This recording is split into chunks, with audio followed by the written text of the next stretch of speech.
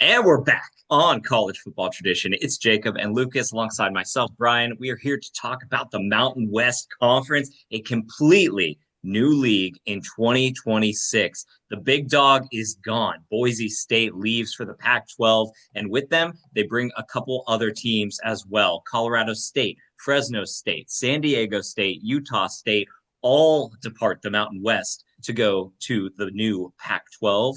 And we also have some new members for the Mountain West. It got replenished a little bit. So Northern Illinois joins from the MAC, and we also have UTEP joining from Conference USA. And we have North Dakota State finally making the jump up to FBS, one of the most successful, if not the most successful FCS programs of all time. They leave the Missouri Valley and join their first year in Mountain West Conference play. Guys, how do we feel about the Mountain West and this new look league? And even if you want to mention the Pac 12 as well, going into this year. Dude, I don't, the Mountain West over the years has been crazy because I can remember when like TCU was in the Mountain West. You had like Utah was even in the Mountain West at one point, and like those are some eras. Like I was doing, and I'll post this later on Instagram, but looking into Mount Rushmore like picks for players in this league, and I came across like Eric Weddle, who was a defensive back for Utah, and like Andy Dalton at TCU, and like just some of these old players that played at Mount in the Mountain West, and even are still in the NFL or retired now. Like it's just crazy how some of these leagues there's so much turnover now, especially as you're talking about the Pac-12 and some of these Mountain West teams leaving for the Pac-12. And especially like a Boise State, like that's one of those teams that I just my mind associates with the Mountain West, and now they're in the Pac-12, so my brain has to do like a bit of like malfunctioning and trying to figure out what's going on.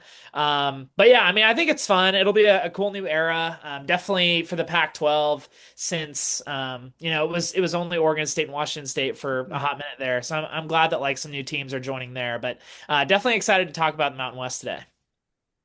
Yeah, on the Pac-12 side of things, I'm really excited for it to be back, like in general, because there was so many years, like between like 2017 and 18 through when Washington went to the national championship, where like, what that was one of my favorite things every weekend was watching the Pac-12 games at like, 10 o'clock Eastern time, 11 o'clock Eastern time. Like it was Pac-12 after dark.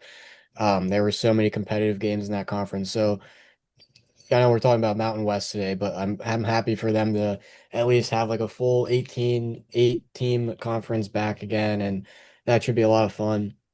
And then Mountain West wise, um, I think that like now that with Boise State departing, specifically them, like I'm eager to see what team, maybe like a Nevada or maybe a Utah State or a Wyoming can like kind of take a next step and become, the face of the league now with those teams departing.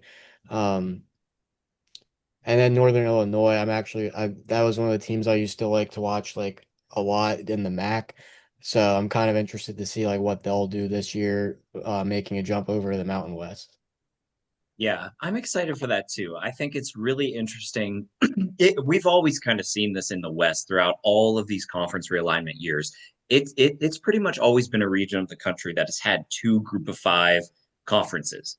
And they do with the Pac-12 and the Mountain West. It used to be the MAC or the WAC in the Mountain West. The Big West when that league used to exist. And I would like to see all these teams kind of come together and be one. And we've seen that throughout different histories, but now it's going to look a lot different. And Lucas, to your point, like who is going to be that big dog? Is it going to be UNLV under Dan Mullen? And we know what they're able to spend as far as NIL goes. Is it going to be North Dakota State, a program, I should say, that has really understood what recruiting in Northern America looks like? Or is it going to be Northern Illinois? And is it going to be their tie-ins to Chicago and the Midwest that really shine through? So I'm really excited for this league, especially going into this year. I think it has so much potential to be a really fun conference still. And then Boise State, they leave. Last year, a lot of people don't know this. They won the league last year. This was a team that after they lost Ashton Genty and then they opened up last season getting dragged by South Florida, and then Notre Dame beat them pretty good, and they lost two random conference games, I believe, to Fresno and maybe San Diego State, and they bounced back and still won the league because the Mountain West belonged to Boise. Like it's exactly what you said, Jacob. Like this is a conference that when you think of it, you think of the Broncos and you think of Idaho. Like so, I'm really excited to see who takes over in this new era of the sport, and who takes over in the new Pac-12.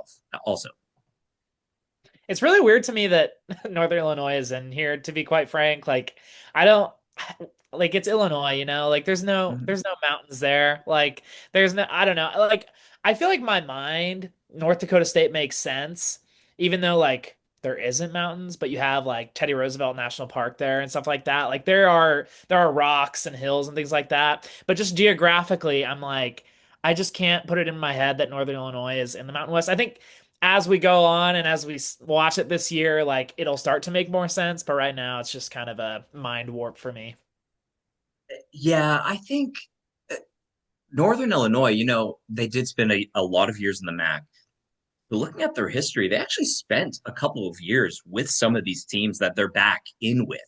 They used to be tied into a little bit of these Western teams. I think they made more of an impression on the MAC. And I think we talked about it in our MAC episode. We wish that Sacramento State was in the Mountain West and that Yeah. Northern Illinois was still in the MAC. And then as far as North Dakota State goes, I think people have always, when they've done their conference realignments, have placed North Dakota State in the Mountain West just because of where North Dakota is. But if you look at where Fargo is, it's on the eastern border of the state. It really is so much closer to MAC schools than it is to Mountain West schools. It extremely closer. Which is why me, as growing up a Youngstown State fan, like it was very normal for fans of both programs to go and watch one of those games, even though hefty drive, but it was still like, I consider it more of a Midwest where Fargo is than a Mountain West. Yeah. But we'll jump right into it because we got a lot of teams to talk about that, some of them returning some interesting starters and then some of them not so much. So first off, we're going to talk about Air Force. I mean, Troy Calhoun, he enters his 20th season leading the Falcons over there in Colorado. He's done a great job. He always seems to bounce back after having poor seasons where they take a step back. He returns his quarterback. That's Liam Zarka.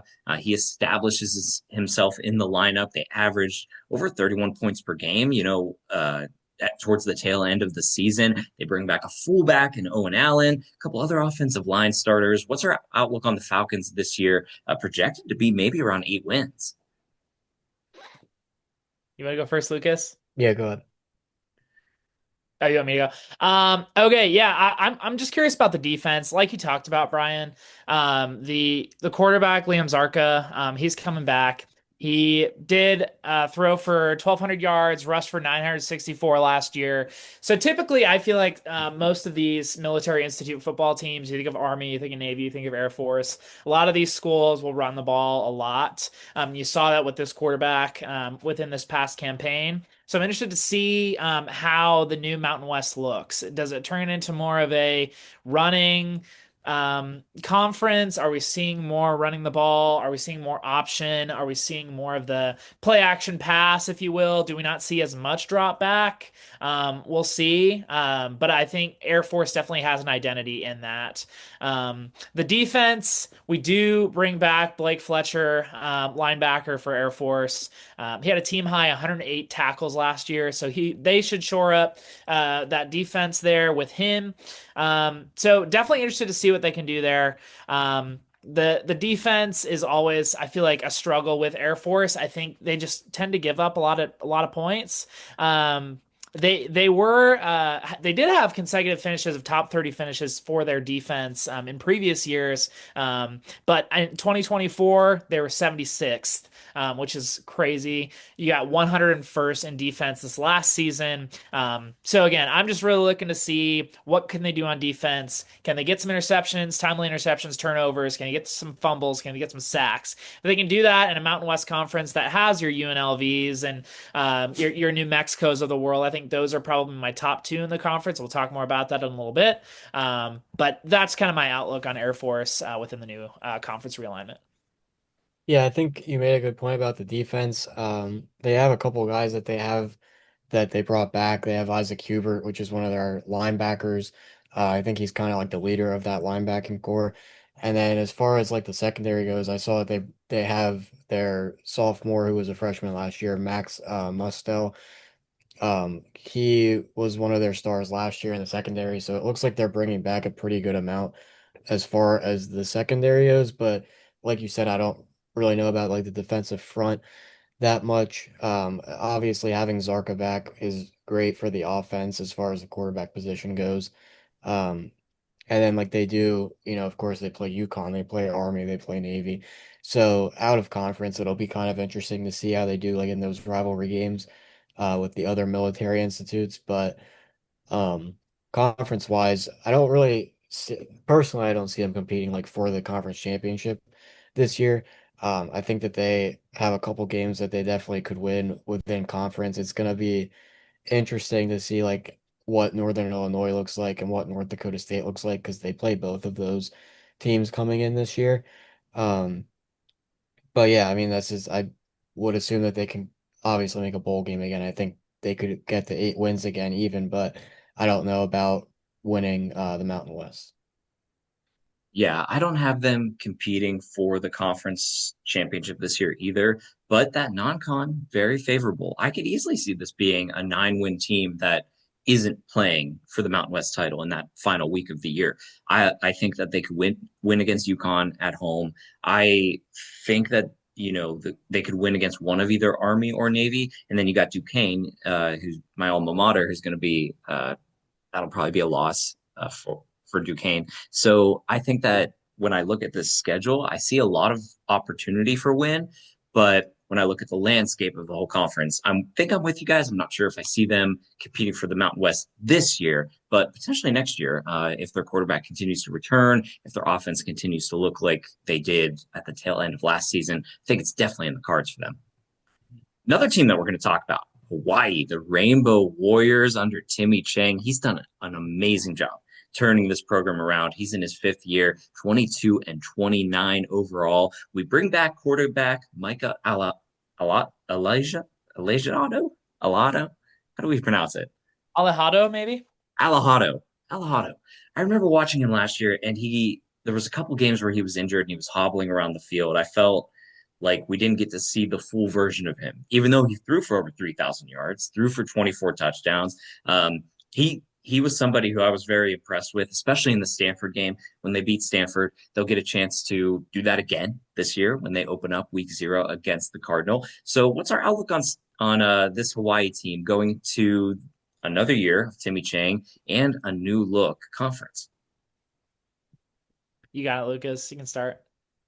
Yeah, I think obviously when you bring back, a quarterback that was as good for them last year as he was in Micah Elahado, they also bring back one of his favorite targets, which was, I'm gonna butcher his first name. I think it's Pofele, last name Ashlock. He was a pretty good slot receiver for them.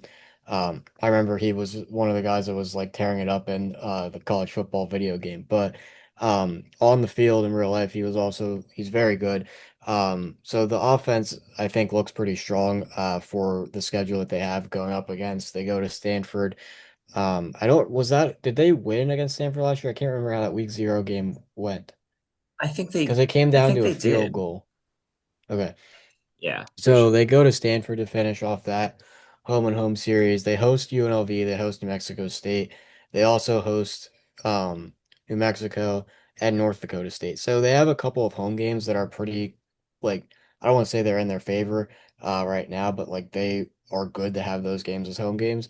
Mhm. One of the tough ones is they go to Arizona State, but that is pretty like I'd say that that's pretty much in their favor because they're doing well scheduling wise, scheduling at a Big 12 opponent. Um, they also go to Nevada. So it'll kind of be interesting to see what Hawaii is made of this year. I think it's one of those teams that like they could surprise people in the Mountain West. It's not going to be to the full effect that Boise State was, when they went to the CFP and everything. But I think that this is going to be a really strong team this year for the Rainbow Warriors. Yeah, I'm interested to see what they can do with these transfers that they're bringing in. They seem to bring in a lot of different players that are from Power Four schools, but they weren't used a lot, specifically running back Devon Rice from Kansas State. You got some receivers coming in, Audric Harris from Washington, Carson Brown, Iowa State, Devin Alvis from Virginia Tech. You've got some linemen coming in, defensive end, cornerback. So a lot of different players from schools like Oregon and West Virginia and Michigan State as well. So I think definitely Hawaii is a team to watch this year. We've talked about Mike Alejado a lot, but I think he's going to have a star year this year as well. Again, we talked about their schedule starting out at Stanford. It, I think that's a game that they could potentially win. Stanford is always one of those teams that, in the past couple of years, they just haven't been what we think of Stanford to be. And then they play UNLV. But then the rest of their schedule outside of Arizona State and maybe North Dakota State for me, I feel like it's all pretty winnable. So definitely a positive outlook for the Rainbow Warriors this year. Yeah, and I think another key piece is going to be the safety. It's going to be Jonel Figueroa. He comes in from West Georgia. He's one of the plethora of West Georgia players there on the FCS level who have transferred up to the Group of Five or Power Four ranks this upcoming season. So I'm really excited to see what he can do. That defense will definitely have to improve. When I look at the whole Mountain West odds as a whole, UNLV is the betting favorite. They're plus 260. New Mexico's right behind them at plus 265. Hawaii plus 450. They're third in title odds this year. Then you get to Air Force at plus 600, and then it's a big drop off before you get to the rest of the pack. So I think that this is a team that definitely could be within range of winning their conference. And I'm really excited to see Timmy Chang. He's just like the face of Hawaii football for me. And I'm really excited to watch them ball out this year. So really excited for that. Speaking of packs, how about the Nevada Wolf Pack? This is a completely new team this upcoming year. Not particularly on the up and up. We have Jeff Choate. He's in his third season. He's 6-19 overall. What's our outlook on this team that struggled mightily defensively last year? Yeah, Nevada's going to be an interesting one to look at. They have a lot of transfers that are coming in, it seems. Um, especially like, well, I can't really say especially because it seems like both sides of the ball from when I looked at it. Um, they're bringing in a couple guys from the FCS level. They have um, I think it was in the receiving core that I have. I'm sorry, I was like mixing up my notes entirely. Yeah, FCS receivers. So yeah, they have a couple from Idaho State, Southeastern Missouri, and Towson. So that'll be definitely a jump up for those guys to come up and get into Mountain West play right away. But their schedule, looking at it, they play Western Kentucky immediately, like that's their first game. So that's a big test for both teams. You get, a non-conference clash right away. And then it's pretty interesting for Nevada. They host Montana State, so you get a really good Big Sky opponent out of the FCS at home. If they're able to pass that test, they go to Middle Tennessee State, which all of us have been pretty low on them. So they could be 2-1 to start out, just because I don't know if they'll be able to beat Western Kentucky. And then if you're 2-1, you go into a game where you host Air Force before a bye week. So the beginning of the season for Nevada looks pretty promisable, I would say. I don't know how many wins I have on the board for this team, but like I think that they can obviously be bowl eligible. What were the Do you still have those odds up for Yeah, them? What was Nevada at? they were pretty far down there. I heard you say there was a big drop off, so I didn't know like as how far down that was for them. Uh,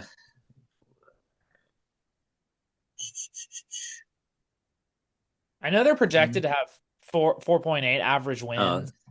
they're plus 3,000. So Okay. yeah, like third to last in title odds. Only Northern Illinois and UTEP are behind them. But like you Okay. said, like you're coming off a 3-9 season, I do think you'd get to a bowl game. I mean, I do Yeah, think the schedule is a little tough, though. I do worry about that Montana State game. the offense is really interesting to me because they do bring back their quarterback, but they have a new offensive coordinator coming in, but he was at Nevada previously. So it's a lot of like just kind of like question marks along the board, I think, for the offense because there's a lot of familiarity there. But then at the same time, like I mentioned, all the guys that they bring in from the FCS level. So it'll be interesting to see what the coordinator they're bringing back is Bartolone, and he was at Jackson State then for a little bit. So it's gonna kind of be interesting to see what he can do. Um, Having familiarity with the environment, having familiarity with maybe the playbook and everything. And you get a quarterback that was just there the previous season. So I would expect a little bit of a jump from 3 wins for Nevada. Hmm, okay. Yeah, I guess kind of breaking down both sides of the ball. I'm looking at their defense, and they do have a guy, defensive end Dylan LaBarbera, who had 18 tackles for losses last year and 6.5 sacks. So he should be a good edge rusher for them on defense. They do have some good size. For the tackles as well, a couple guys over 300 pounds anchoring that defense. So I'm pretty promised by their defensive line specifically. Interested to see what the linebackers can do. You've got a Jeremy Naborn coming in from Colorado State, Joshua Scott from Eastern Michigan, hoping to kind of shore up that second level of the defense. And then, like you said, Lucas, I'm interested. I think more so in the offense than the defense. I think we can kind of know what the defense can do now. But with the offense, you got a sophomore quarterback. He did have take a bunch of snaps last year.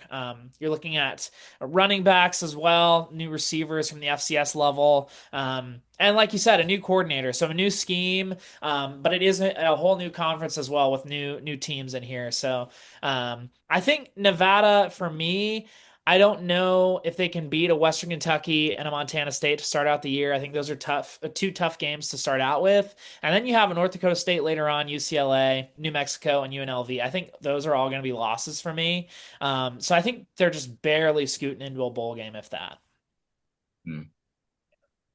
I think that's a pretty fair assessment. I mean, I think we're all a little bit higher on them than maybe what they were last year coming in, but still, it'll be kind of fighting for a bowl game and finishing off against Hawaii, at least at home, and then at UNLV. Those are gonna be tough.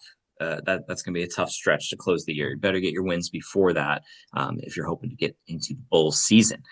Another team, New Mexico.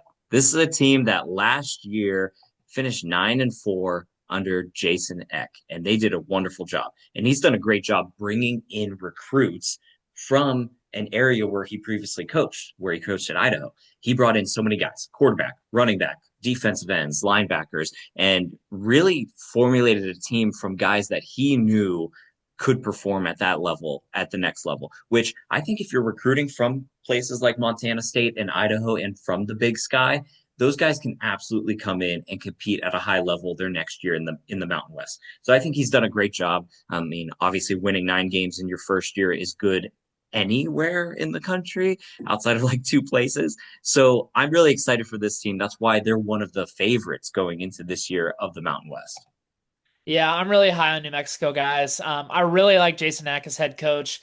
I think if you are a team this next year who is struggling at the end of the year, who needs a new head coach, I would look no further than Jason Eck. He turned this New Mexico team around, coming off of some years where, I mean, they had like a Bronco Mendenhall and some coaches like that there at New Mexico, and they had some good teams, but nobody really thought that New Mexico could do what they did this past year. And Jason Eck really surprised a lot of people and turned some heads. And so I think if you're looking for, I'm not going to go so far as to say that like he is Kurt Signetti caliber, but a guy that can really, make a turnaround for a team. I think he's got a blueprint there. So I would look no further than Jason Eck. I really like Jack Lane at quarterback as well. Had a really good year this past year. And then you're looking at their defense as well. They've got some guys here, Keyshawn James Newby. They've got Jackson Eck as well at linebacker, relation there to Jason. And then you've got some other guys as well, like we talked about, Weber State, Montana State, Idaho, like some of these Big Sky teams. So really interested to see what this New Mexico team can do. We did see that their offense really had a high spike this last year. So I'm interested to see what this defense can do. Can they come back Can they bring back some good production? Can they stop the run? Can they do well in the passing game? And I think they can this year. And again, looking at their schedule too, I don't see a whole lot of bumps in the road. You do go to Oklahoma, which is going to be tough. I think that's probably going to be a loss for them. But the rest of the schedule is really toss-ups. I'm interested to see what the North Dakota State and UNLV games look like. I think those are going to be tough for New Mexico, but I mean those are at home for them, so it's going to be interesting. I'm pretty high on this team though.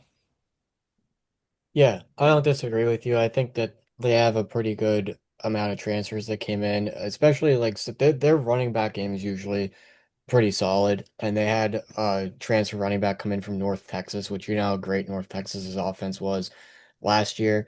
And last season, when New Mexico was doing so great with running the ball, they had like a lot of youth at the offensive line and they were still running great. But they bring in a couple of good transfers. And then on the defensive side of the ball, their two best pass rushers last year combined for 16 and a half sacks. So they do have a couple guys that are coming in, but I don't know that they're going to put up that amount of production. The two that I'm referring to are from Boise State and Memphis. Um, but this is a team that's bringing back like some of the most production in all of the group of six. So Mountain West wise, that should be very good. I would say that this is one of the teams that could probably put up um, a better year than most in the conference this year. Their out of conference isn't terrible at the beginning of the year. They host Central Michigan and Mercyhurst, and then unfortunately do have to travel to Norman to play Oklahoma. But after that, then they'll get into the swing of things in the conference. They have a couple games they host that are pretty nice to have them at home, which is North Dakota State and UNLV. Um, so I think that this is a pretty strong team going into the year. Yeah, for sure. This is definitely one of the teams that we'll be talking about very early on. They are only underdogs in two games this year, obviously at Oklahoma Yeah. and then that home game against UNLV. That's it. Like that's always pretty good anytime you're in any of these group of five conferences. To be a favorite in all of your games, that's pretty wonderful. North Dakota State, we talk about them all the time on the FCS level. They have been an absolute just monster is what is to be said about them. In 15 years, they've won 10 national titles on the FCS level. They've done everything that you can do. They've pumped out quarterbacks into the NFL. They've put out more NFL draft picks than so many group of five programs. And people have just been waiting for when their opportunity to move up to the FBS level was. And now it's here. You get Jacksonville State at home in the Fargo Dome to start the year, and you get a plethora of opportunity to be showcased throughout the year in the Mountain West. I think this is going to be one of the premier teams just moving forward. You do lose Cole Payton at quarterback. We know how good he was, even just on a national level, not just on an FCS level. He was a very, very good quarterback. But you bring in fifth year senior Nathan Hayes. You don't bring him in. He's been there. He knows the system. He knows the offense, and he's ready to take the reins for a team that loves to run different option plays, loves to run the quarterbacks. You have your running back returning. That's huge on this level. That's Barika Pinu. He rushed for over 20 touchdowns last year. He was just phenomenal. And then we keep talking about Division II transfers. We do have a cornerback, DJ Vols. Volts. He comes in from Saginaw Valley State, a team that I swear we're always talking about Saginaw Valley State and their guys transferring to some of these schools over the past couple weeks of these conference preview episodes. What's our outlook on the Bison this year? I think that they could take it all. Yeah, a couple points I want to make about North Dakota State. Part of me wonders if how they would have done if they would have transferred within just this past year when they had, like you talked about, Bryan, a Cole Payton at quarterback, Nebraska guy. You've got you. They did have Bryce Lane, who is the brother of Bryce Lance. Sorry, who's the brother of Trey Lance, who is one of their best wide receivers, one of the best wide receivers in the country. So I wonder if that offense could have done better than this offense coming in. I still think this team is going to be great, but it serves to wonder what could have happened with that team. But I do like what this team has going for them. Like you talked about, Bryan, with Nathan Hayes, this is a quarterback that has been around. He knows North Dakota State. He knows what a good team looks like there.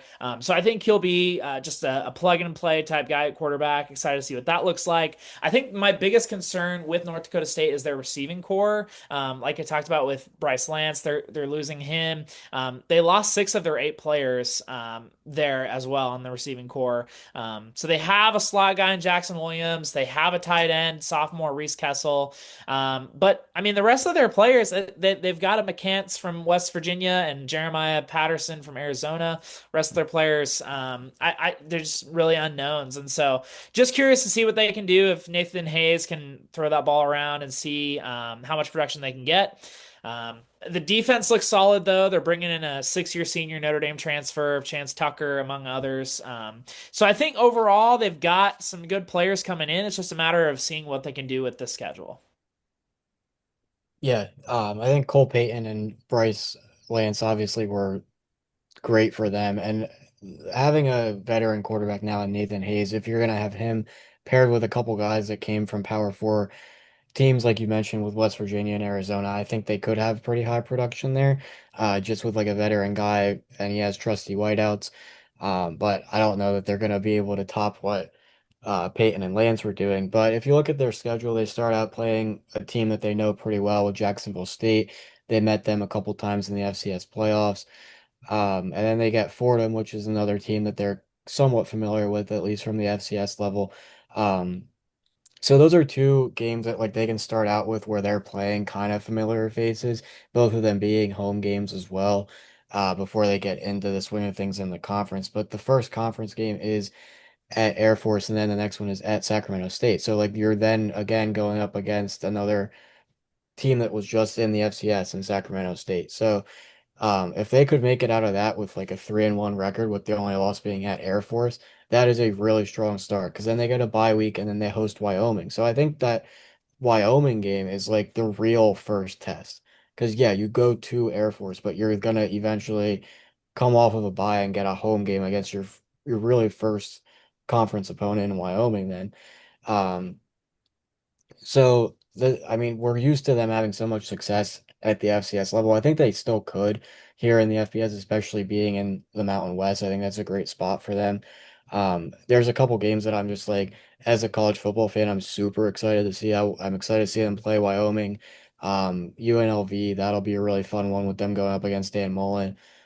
And then the other one was Northern Illinois, just because like that's such a great game and it's in the Fargo Dome. So that one is huge. I think that's their second to last game. So yeah, the schedule looks like a lot of fun, at least just from like our perspective. But I think it'll be challenging, obviously, when you get into games against UNLV, New Mexico, UTEP, Hawaii.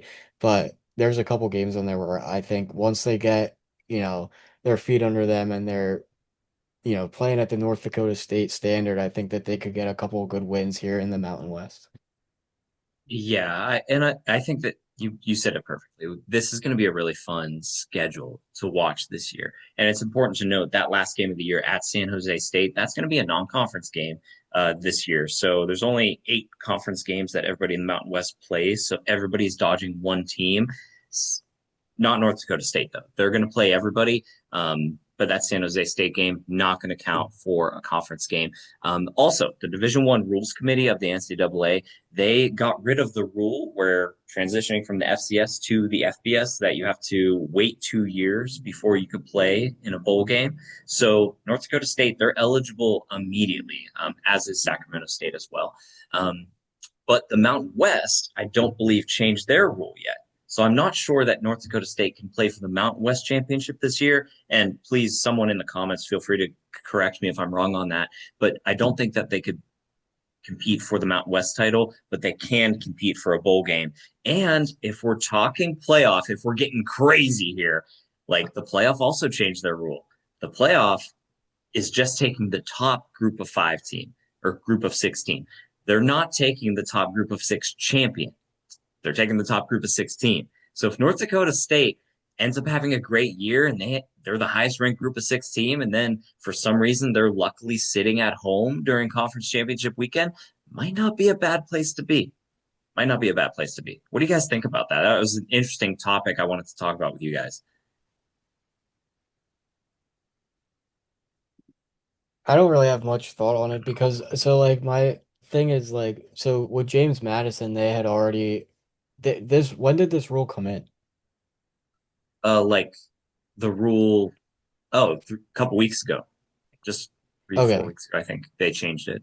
Yeah. Because I was thinking about the fact that James Madison had gone to the playoff and I was wondering if they had had like a year where they could have made the Yeah, playoff when they they you know what I mean? Because wasn't it they was had like a right apart maybe a year apart when they came up and then it went to 12, right?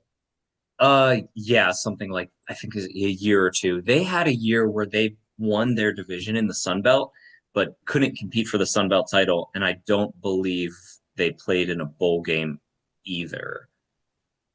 But now that that rule is gone, you could at Yeah. least play in the bowl game. But I don't know if the Mountain West plans to change that rule. I don't know if they want to keep their current members happy by not allowing North Dakota State to play in the championship game because you don't want to lose some of these teams to the Pac-12.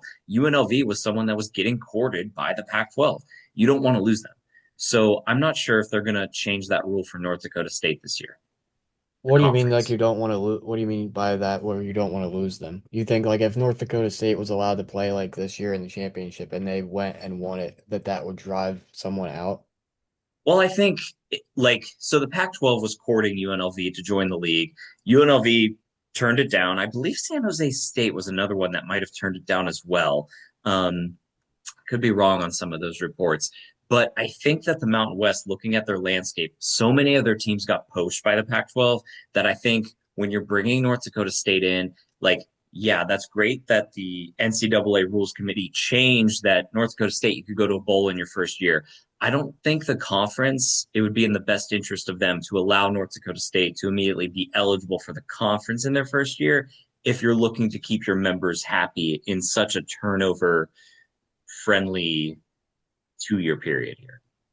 Or am I wrong on that? I don't know. I What do you just think? don't really agree with that because I don't think that it makes sense in that regard just because of the like I get what you're saying completely, Right. but like if North Dakota State goes in and just beats everybody up in the Mountain West, they deserve to play in the championship game. And if Oh, you're a team that's absolutely. about to, Absolutely. if you're a team that's in the Mountain West and you're on the verge of being poached by the Pac-12 or another conference, and you're the Mountain West and you're like, oh, we're worried that allowing North Dakota State to play is going to draw another team out. It doesn't make sense to me because it's like if you're that other team, like say it's San Jose State, okay, then like win the games. Like you know what I mean? Yeah, yeah. You have the opportunity, it's right there. I don't know that it doesn't make much sense to me that would really be that much of an impact. Like Yeah, and it might not. I mean, I'm curious to see what the Mountain West does ahead of the season if they have not already, what they're doing to if they're going to change that. Like, are they going to allow North Dakota State to be eligible, or are they not? If they're not, what is going to be the reasoning behind it? Because that's a great point. If North Dakota State goes in and wins and beats, literally, they're the only team who could, and San Jose State, who can beat every Mountain West team this year. They absolutely deserve it, right? I Like, just don't see the point that the other schools will be making as far as why it would be something that they're like against. yeah. Maybe they're like, oh, well, not everybody else had. Well, how many of It them does it transitioned up? Yeah, I don't Yeah, know it how just many. doesn't make Yeah, sense because it's like you're basically complaining about losing if that's the case, Yeah. yeah. right? And then it's a bad look. It's a Yeah. bad look. Yeah, true. I completely agree. Great point. Um, we'll move on. We could always talk about North Dakota State. I could talk about them for hours. Northern Illinois, they're a team moving in from the MAC. Last year, they took their punches, man. Like on their way out, everybody in the MAC took a swing at them. They finished a disappointing 3-9. We saw head coach Thomas Hammock. He left to take a position in the NFL during the offseason. They didn't really have a plan. So Rob Harley, he's the interim he has the interim tag on him right now. We'll see how he does in his first year as a full time coach in the Mountain West.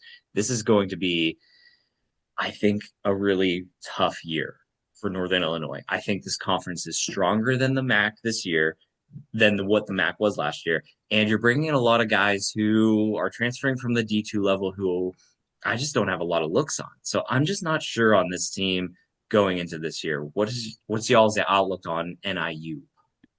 it's going to be a tough transition for them. Like you said, with their head coach leaving, going to the NFL, going to be the running backs coach for the Seattle Seahawks. New head coach, new scheme. It's just going to be a lot of growing pains. I think that's going to be the real theme of the year for Northern Illinois is growing pains. They're bringing in a lot of D2 stars on defense. We're seeing tackles like Jacob McGee and defensive end Matthias Smith Davis and folks like this. One player that is kind of pointed out by a lot of media right now is Yassine Falke, who played at Marion. Ton of NAIA production from him. And so if he can be one of those defensive backs that can get some interceptions in key moments, if they can somehow get steal a game like they did against Notre Dame. They're not going to have a high level game like that, but if they can steal a game like that, and hopefully that can cause a domino effect for them this year. But I mean, I'm with you, Brian. I don't think this team is going to go. I don't think they're going to have a better year than they did last year with 3-9. Like I just really think that they're not going to do super well in this Mountain West in a transition year for them. It's a quarterback race for them right now that's going to be tough. That a lot of them just don't really seem to me like they can make a lot of noise in this conference. That seems to be pretty quarterback heavy with some stars like a Jack Lane and even a Jackson Arnold, who we'll talk about at UNLV. I just don't know what they can do in this conference. So I'm with you. I just don't think that NIU is going to make a lot of noise here. Yeah, I don't really. So I love Northern Illinois. That was a team that I used to root for a lot, like in the MAC. But it's going to be a tough transition period. Um, they do return a pretty good amount of their like receivers from last season. They also bring back another running back that they had previously. So like their offense might not be like that bad, but at the same time, I just think that it's going to take a lot more for them to get their feet under them in the Mountain West than it is for North Dakota State. There's a couple games, just looking at them schedule wise, because you talked a lot about the roster outlook. They go to Iowa, which like they go to Iowa and they go to Arizona State. Those are both, I'm just gonna say, losses. And then they have Illinois State and Georgia State. I think those are two games that are just like highly important for them immediately because it's a home game against an FCS opponent. So as far as the roster goes, and it's hard because it's like that's a game where either way, if you were still in the MAC, you're trying to kind of feel out what the team is like after you just played a Big Ten school. But you also kind of have to go into it with the mentality of like this is what our team's going to be in a new conference, you know. So at some point they end up going and playing Air Force and Wyoming as their first two um, Mountain West Conference games. The Wyoming game is really interesting because it seems as though that's going to be one of the like rivals that they have in the Mountain West. They do have a history with Wyoming, which is kind of cool. They played against them when Josh Allen was at Wyoming back in 2016, and then they played them again in 2021, and Wyoming beat them. So that is kind of a cool team for them to be a rival with because like they do have some sort of a history. Um, yeah, I just don't. I think they're not gonna do as well as North Dakota State will do. That's my opinion. For this conference in the first year, I think a couple years in, they establish a pretty good rivalry with Wyoming. They kind of get an identity under their belt. Um, they could fare well in this conference throughout the first couple years, but in the first year, I think it's gonna be really tough. Um, it's hard for me to say that they're gonna reach more than that 3-win mark that they had last year.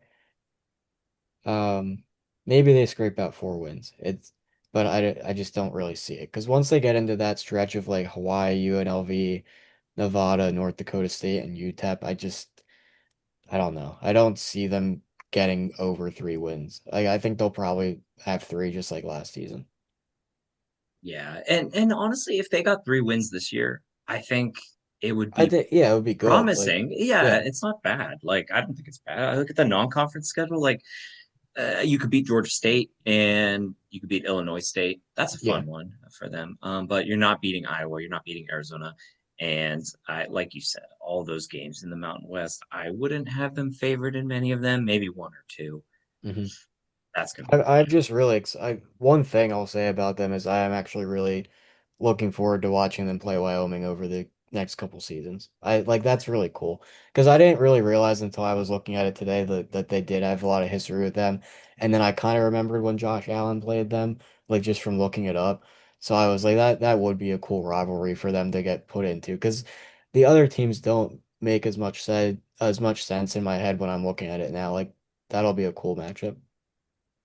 Yeah, I'm glad at least some semblance of history and tradition, as we love to talk about college football tradition. We love that there's some semblance of that for Northern Illinois because I think people look at them leaving the MAC and like they're like, oh, they're leaving all their partners, and I'm like, well, like you said, Lucas, and I said at the beginning of the show, they have some history with the West, and we're gonna see some of it come back. It's really exciting. San Jose State. This is a team that fell apart last year. Lot of injuries, and now your quarterback Walker Eget, he is going to be the new quarterback at Duke after a lot of shuffling over in that part of the country.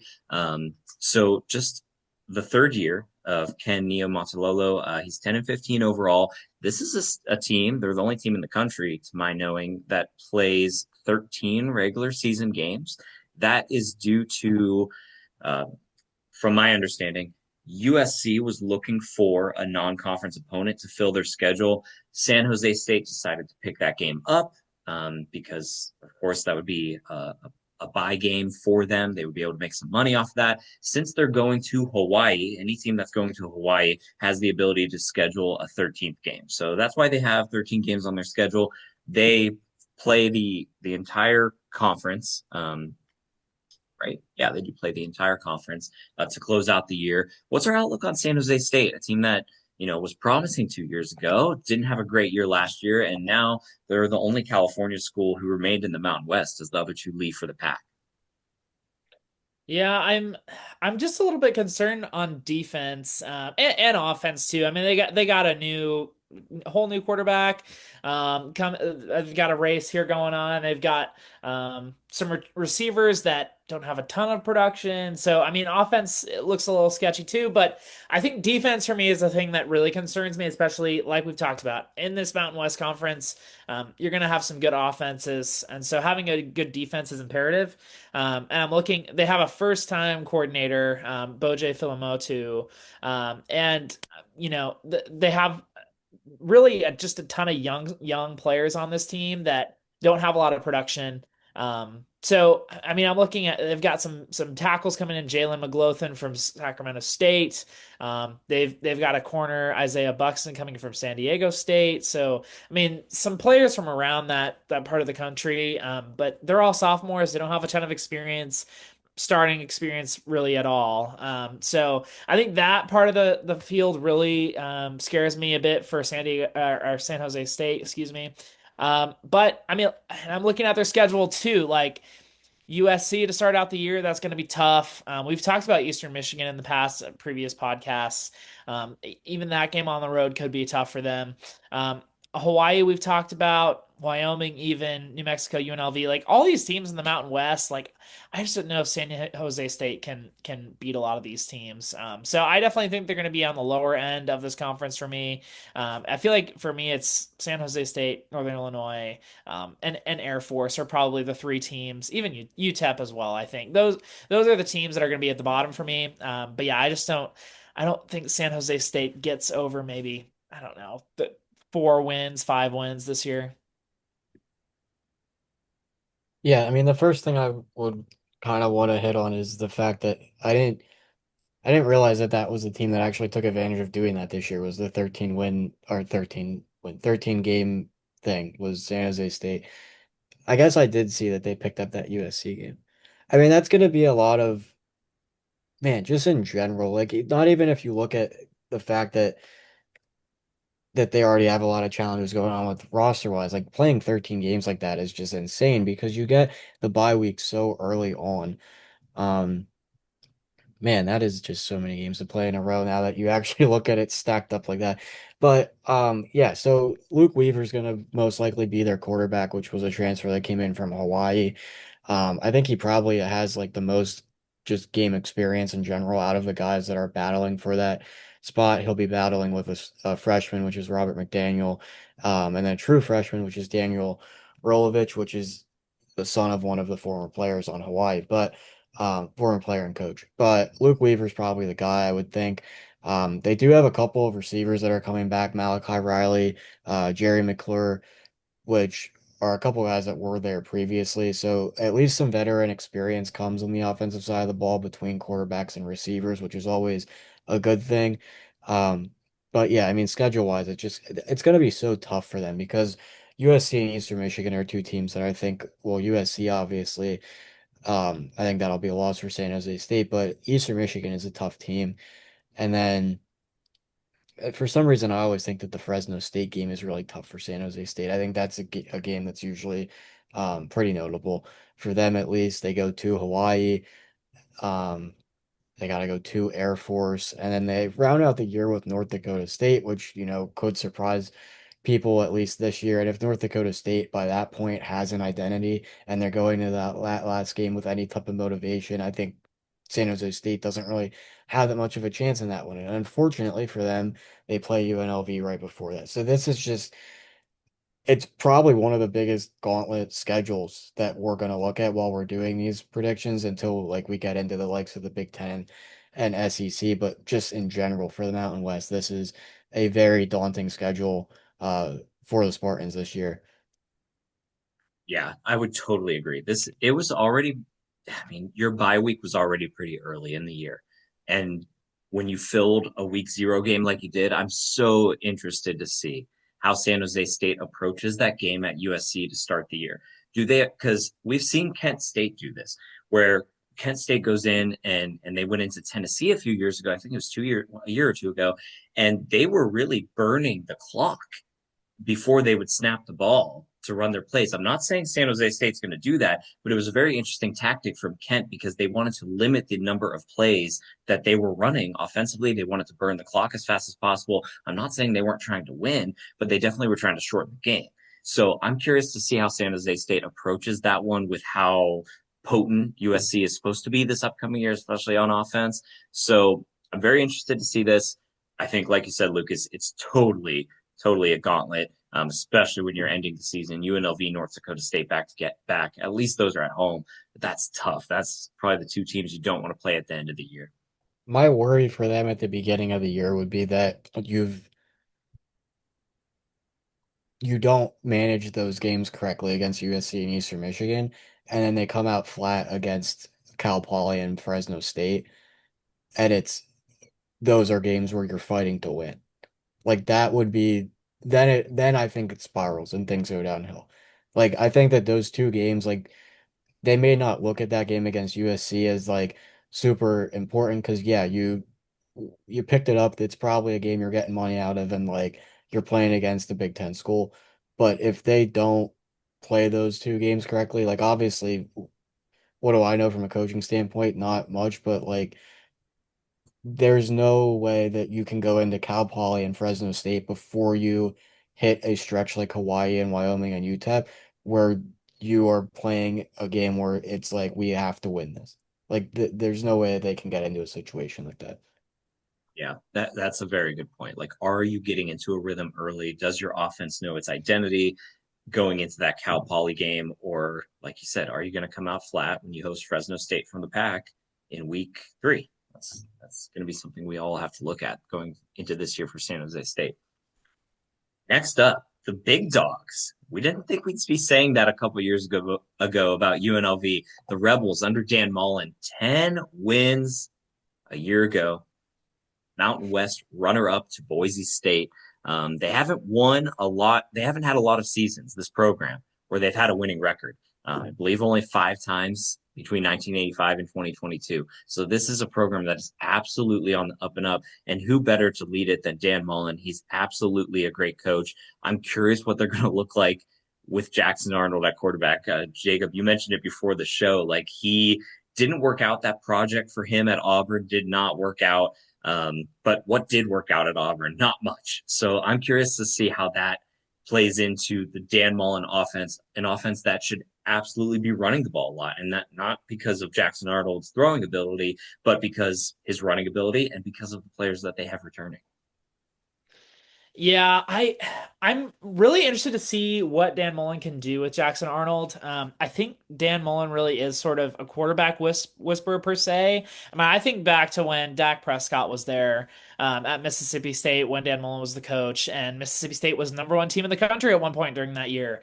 And I just think Dan Mullen has a way with quarterbacks, but it's going to be interesting to see what he can do with Jackson Arnold because I think Arnold's problem truly is just um, his ability to avoid pressure and how he acts in the pocket when there is the pass rush coming. What does he do with sacks and things like that? Took at least 4 sacks in 4 games last year. Took 9 sacks as well as at Oklahoma. And then you think about his total QBR as well. He was pretty high at one point at 4 times in his career, 85, but then he was below 45 at QBR 6 times in his career. So it's just I don't. There's never an in between with him. But I think if Dan Mullen can do something with Jackson Arnold this year, I think they can make some strides with UNLV. I think UNLV is really that next team up in the Mountain West too. For me, it was always Boise State and UNLV within the past 2, 3 years now. And now UNLV kind of takes the reins. And I think they'll continue to do that. They brought in some good transfers. They've got some returners coming back with Jaden Thomas at running back, linebacker Marcel McDuffie on defense. You lose an Anthony Calandria to Nebraska quarterback that goes there. He was the Mountain West Player of the Year last year, so that's going to be tough to replace. But I think Jackson Arnold, he can run the ball, he can throw it, so he kind of presents the same problems that Anthony Calandria had. Had presented to defenses that they played. And then they've got leading receiver Jaden Bradley that they also lost as well. So just trying to replace some of those wide receivers will be tough. But I think overall this offense looks promising, and I think they can make some noise again in the Mountain West this year. Yeah, I have a couple points I want to hit on for UNLV. So they do have a couple of good production coming in, just at least in the receiving core that Arnold can go along with. They have um it looks like they had a transfer from Appalachian State come in, Griffin Scruggs, and then they have Taz Radkins from Oregon State. So, at least from what we've seen from Jackson Arnold the past couple seasons, like between his time with Oklahoma and Auburn, he's thrown for over 3,000 yards. He's got over 20 passing touchdowns. Like he's been good at times. He has definitely, like you said, there's a lot of times where he doesn't really I want to say he doesn't really live up to the hype because I feel like back when he was at Oklahoma, I thought he was very entertaining to watch. He had played in a bowl game later in the year where I thought he was pretty good. Um, and then at Auburn, it just didn't really seem to like fully all come together. I'm really excited for him to be with Dan Mullen because at least for his time thus far, just having the first season there at UNLV, he did very well. He's a former SEC guy. Jackson Arnold played in the SEC. Um, UNLV's offense is known to be very high flying. Even before Dan Mullen was there, there was the year that Boise State went to the playoff. They were ranked in the AP poll as well, along with Boise State in that year under Barry Odom, and they had a very good offense that year. They went 11-3. That was in 2024. So I think when you now have Dan Mullen, who's maybe even more creative, maybe even has like a better mind for bringing in a guy from an SEC level, they could be very good this season. Their schedule, um, they do start out against Memphis. They go to North Texas, which is a really interesting game considering how good North Texas was last year. They play Cal, which is actually a rematch from a game that they played in the LA Bowl against Cal a couple years back.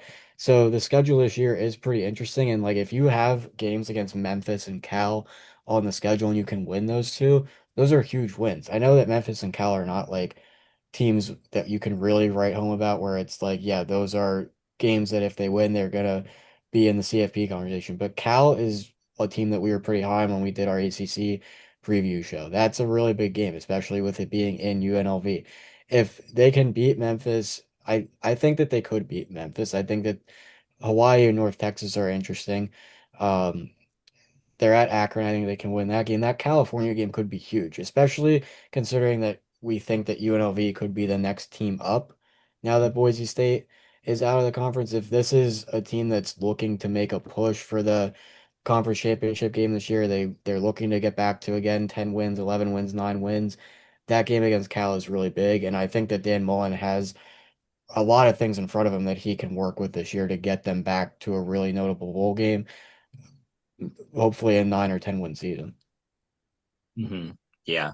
And I think that the away schedule is super easy to me. I mean, outside of going to Hawaii, which is just a daunting trip in general, North Texas is new. Akron, ooh, they actually showed some promise last year, but historically haven't been that good. Going to Air Force, not too bad. To New Mexico, to San Jose State.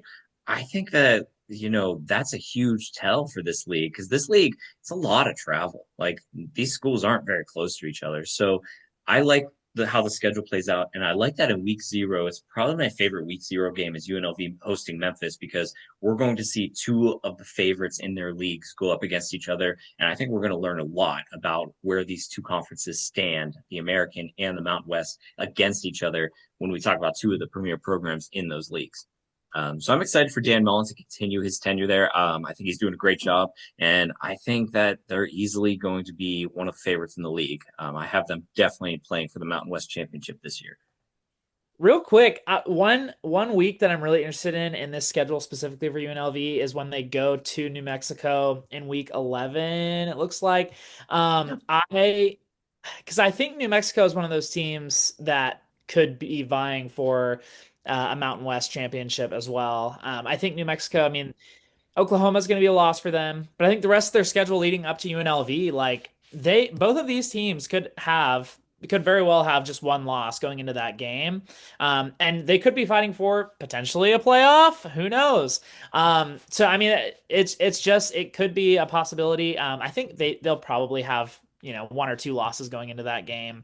But I mean, it could be Mountain West Championship Part 1. It very well could be. A team that probably won't be competing for the Mountain West Championship this year is UTEP. They are going into the third year of Scotty Walden. He's 5-19 overall. It's a very tough place to win, but it's even more tough when all 15 players who saw over 200 snaps on offense, they're all gone. Everybody's gone. You lose everybody who basically touched the football last year. You do bring in quarterback EJ Colson from Incarnate Word. Incarnate Word is known for producing some quarterbacks. We know Cam Ward came from there, and EJ Colson had a good season last year. Threw for 2,100 yards. It was a pretty stellar FCS offense. I'd say probably in the top 25 of the FCS as far as offensive last year. So I thought that they were pretty good. He's a good player to bring in some running backs. You got receiver Carver Cheeks from Northern Colorado. He was nearly 1,000-yard receiver at Northern Colorado last year. So he could be a really exciting. They did a good job replenishing in the portal. And I think that even though Scotty Walden's only won 5 games at UTEP, I don't think he's on the hot seat. I think this is a very tough place to win, and it's very hard when your guys are transferring in and out. And El Paso's pretty far, from a lot of major cities too. And I don't know if that plays a factor in this and how to build that football program. I'm just thinking of the movie Glory Road, Disney movie, and back when it was Texas Western back in the day, and when they won the national championship in basketball. So I'm interested to see what this team looks like this year. Completely new, so completely unsure about what the expectations should be there. I'm a little bit nervous about and worried about UTEP because when I look at the Conference USA schedule that they had last year and when I look at their record, I believe they had Malachi Nelson at quarterback, who was once a 5-star, who committed to USC and Boise State, and it was this whole thing. He goes to UTEP and is just bad. And UTEP goes 2-10 in Conference USA, and they're at the bottom of the league, tied with Sam Houston in Conference USA. And so for me, if UTEP struggles in Conference USA, if they only win 2 games, and like Bryan said, they are replenishing. They did get some good players in the portal. I just think that this Mountain West Conference is a better conference than Conference USA was last year. I think that we talk about UNLV, we talk about New Mexico, even a Hawaii, even in Nevada. I like some of these teams. I just think a UTEP team is going to struggle against North Dakota State as well, and their schedule is tough, like Mm-hmm. abysmally tough. You have at Oklahoma to start out the year. You are at Michigan in week 3. Even Oregon State's going to be rough. You go to New Mexico. Like that first half of the year before their bye week in week 8 is going to be really, really bad, I think, for them. And if they can somehow turn it around in the latter half, maybe. But I think really, truly, for me in my mind, it's Texas Southern is their win in the beginning of the year, and then maybe at Northern Illinois at the end of the year. But I don't think it's going to happen either. So I mean, I think they're a 1 or 2 win team in this conference. Luckily, you do dodge UNLV. That's Yeah, good. that's good. But I mean, and you hobble out of out of that stretch that you mentioned at the beginning of the season. You hobble into 2 home games, Nevada and San Jose State. Those games are huge for all three of Yeah. those programs, UTEP, Nevada, and San Jose State. Because if any of them have hopes of going bowling or competing for the conference, maybe you got to win them. And Yeah. that's before the bye week, and that's after that tough stretch you mentioned. Yeah, I don't disagree with your point, Jacob, about the fact that like if they were struggling in CUSA, that it's going to be tough in this league as well. Because I think that the Mountain West, like I agree with both of you, it's way better than the Conference USA in most regards. I think it's just a more physical league, in my opinion. I mean, also on the defensive side of the ball, you kind of alluded to it a little bit, Jacob, but now I'll say they are bringing in their fourth coordinator in 4 years on the defensive side of the ball. So that is just it's a lot on the plate for a team that's just getting into a new conference, especially when you're gonna end up playing teams like North Dakota State, like Wyoming, like Air Force. I'll throw Hawaii into there, and New Mexico. Like New Mexico is the one that's like the fact that they're going to be playing Michigan and Oregon State and Oklahoma, and then the first matchup you get in conference is at New Mexico is insane, considering they just came from CUSA and have a new coordinator on the defensive side of the ball. I don't think that it gets tougher than that. I think we talked about it with San Jose State that probably, I don't think it was San Jose State that I mentioned. It might have been someone else that I had said was the toughest one schedule-wise in this conference. It might be UTEP. I mean, that is just brutal. So, I actually am wondering what the both of you think. What we said that for Northern Illinois, if you reach like 3 wins, 3.5 wins, that's like your accomplishment kind of like that's a good thing. What do you set that at? Not a win total, but what do you set it at for like UTEP as far as it being a good year for them? A good For me, year, 4. yeah. I mean, I think like outside of win total, I think for me, if they can just somehow compete in some of these games and not get blown out like 63-10, like that would be an accomplishment for me, I think. But yeah, I agree with Bryan. Like if they get to 3 wins even, like I think that is a big accomplishment given their schedule, like we talked about. I mean, they're Oklahoma and Michigan are playoff contenders this next year in my eyes. And then New Mexico, I think they're going to be in the Mountain West Championship game. Like those 3 teams in the first half of the season is rough, like we talked about, and Oregon State. Like, yeah, like I just don't think they're going to get a lot of wins this year. So I think if they can get even 2 wins, I think that's a big accomplishment. I If they kind of could agree with nab, that. yeah, Yeah. yeah, yeah. Sorry, if they could nab Nevada, San Jose State, Hawaii, Wyoming Air Force, Northern Illinois, if they could nab 4 of those, pretty good. That means that you close the year, what, 4-3? Yeah, No, plus Texas Southern. Yeah. So that would be. That would be such a shocker if they did that, though. Am I? I don't know. I don't know if I could see it, Lucas. What do you think about that? What were the, sorry, go ahead. What was Oh, what you said about the last ones? well, I mean, close it if they close the year 4-3, like that would be that would be a huge accomplishment, I think, because that would mean you'd probably hit 5 wins with the win over Texas Southern. Uh, What would the what, four what wins come from, though, is what I would ask you. Is uh, what, like, Maybe Air Force, maybe Northern Illinois, maybe San Jose State, and maybe Nevada. I think those are the 4 games. and I could Wyoming And too. see, Wyoming. Yeah. I could see San Jose State, Northern Illinois, and I have a hard time thinking that they're going to beat Nevada and San Jose State back to back. That's the thing. And then I don't see them beating Wyoming. the Air Force game is I don't know. I maybe Air Force like that. I think three. I think it's more realistic to say three wins at the end of the year. Like I think that they probably could reach 3 to 4 wins.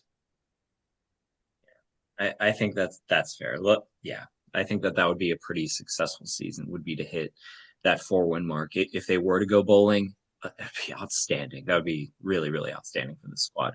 Um, Final team we'll talk about the team in Laramie, Wyoming, a team that last year really struggled offensively. This is a team that Jay Sawville, he's in his third year. He was previously the defensive coordinator for Wyoming back when Josh Allen was on the team and stuff. He was doing a great job defensively. As the head coach, he's still done a great job defensively, but offensively has been horrific. They closed the year with 4 straight losses, and here are their point totals in those games: 7, 3, 7, 7. It was rough. It was Yeah. really rough. They've had other games where they didn't clear 10 points. Their first game of the year at Akron, they did win that game 10-0. So it's a tough place offensively right now in the West. What's our outlook on the Cowboys going into this year following a 4-8 campaign where the offense was pretty lifeless? A quick comp for me for Wyoming for over the years. I feel like they're so similar to Iowa.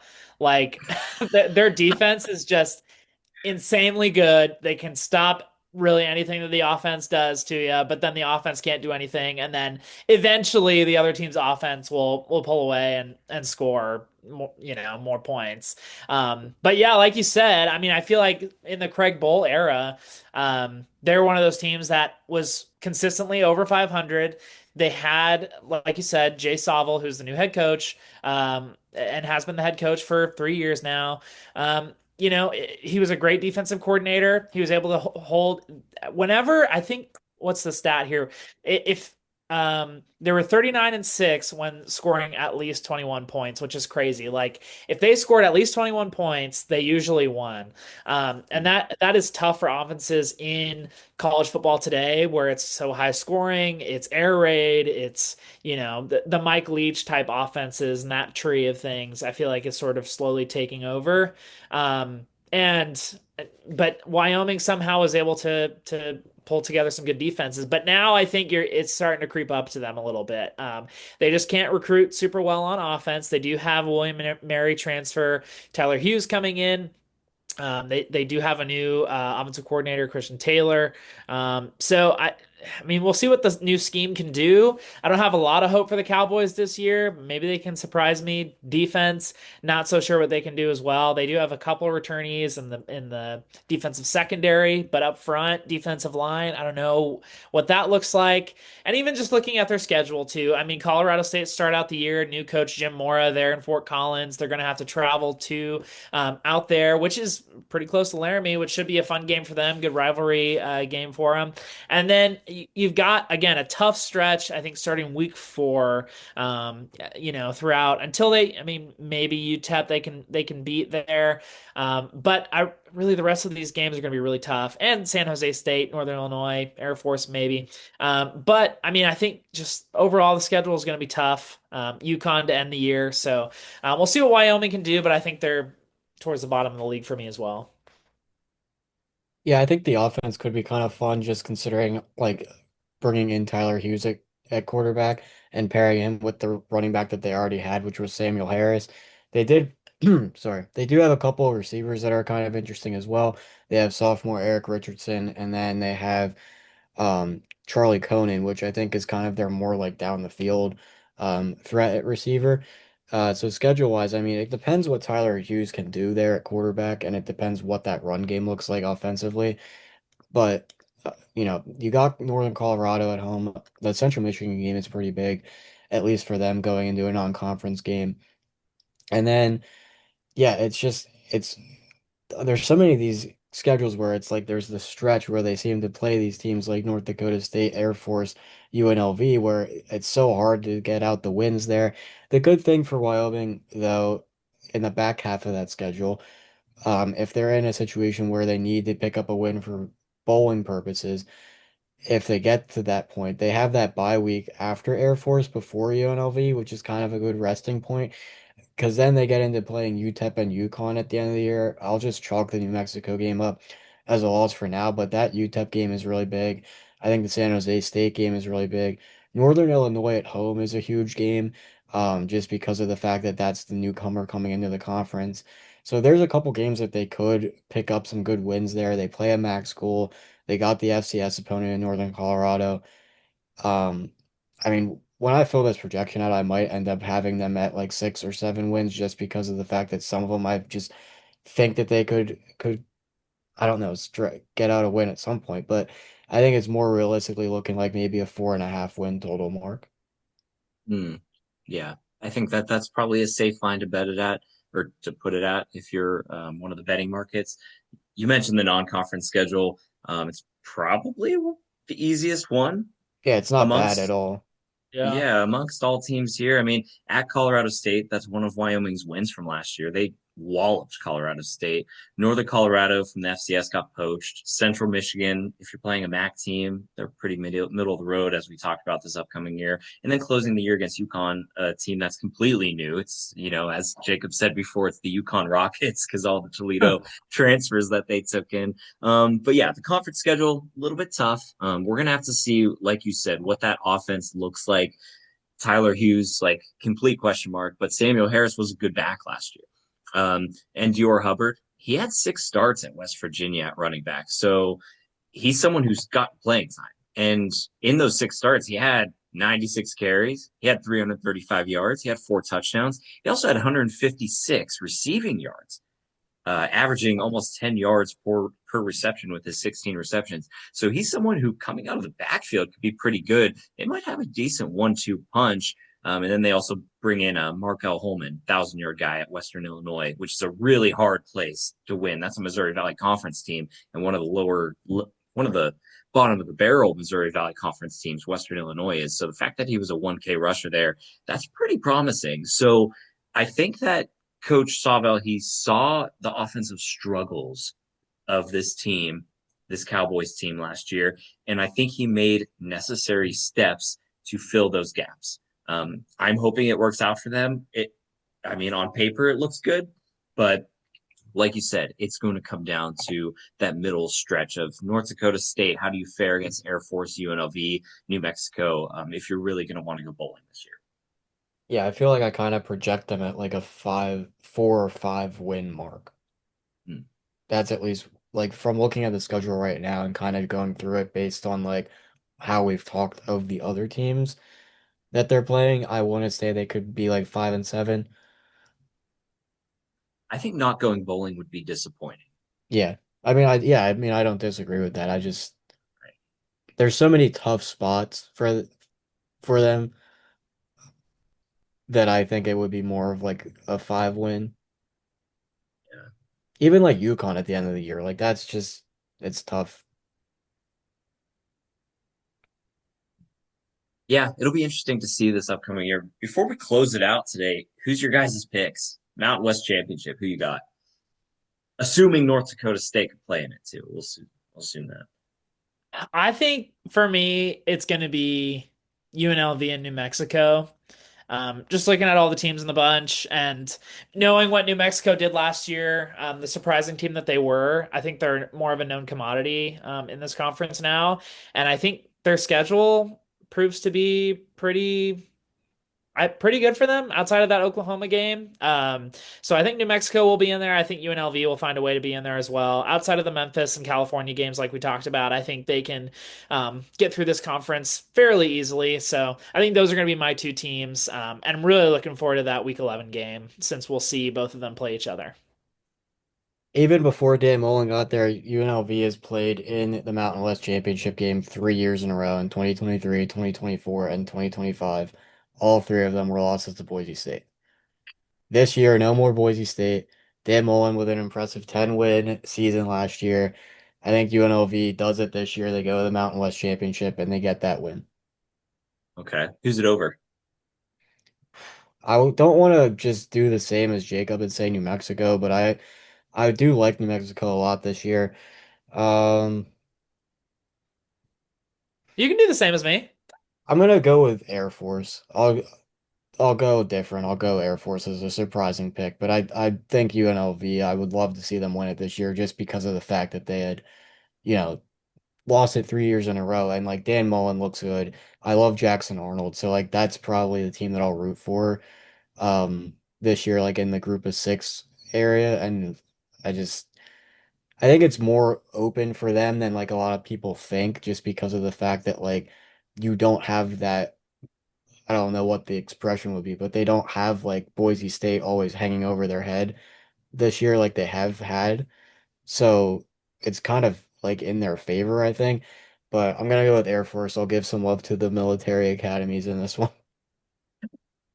I love that. Yeah, that's not a bad pick at all. I think it's actually one of the ones that a lot of the public too is higher on Air Force than I think we on this show have throughout the off season.